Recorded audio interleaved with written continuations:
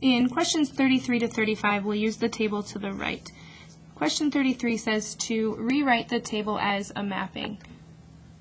Remember that a mapping is where we take the x values and we put them in one of these bubbles, and then we put the y values in a bubble. And we don't need to repeat that. So since this x is repeated in each of the points on the table, we'll write it once. And then each of the y's is different, so we'll write down all 4 of those. And a mapping uses arrows to pair. So 2 goes to -7, 2 goes to -1, 2 goes to 5, and 2 goes to 11.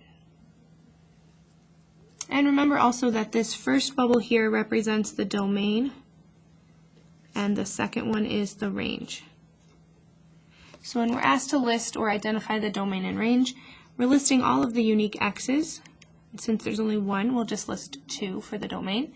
And then the range is all of the unique or possible y's. So we'll list all 4 of those. Because it's discrete, we're just going to list them down. If this was a continuous function, we might use something like all real numbers or an inequality to describe them. Question 35 says, does the relation represent a function? Remember that a function is where every input has exactly one output. And in this case, 2, the input, has 4 different outputs. So this is not a function.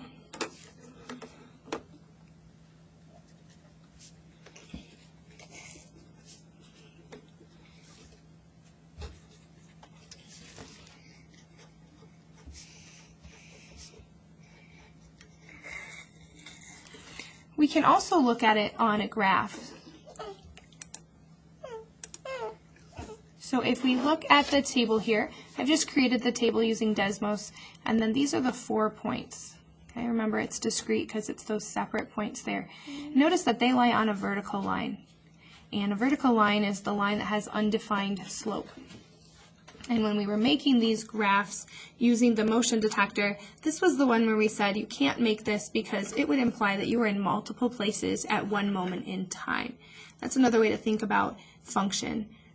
If it's implying that you're trying to do more than one thing at a moment in time, then it does not follow the rule of functions.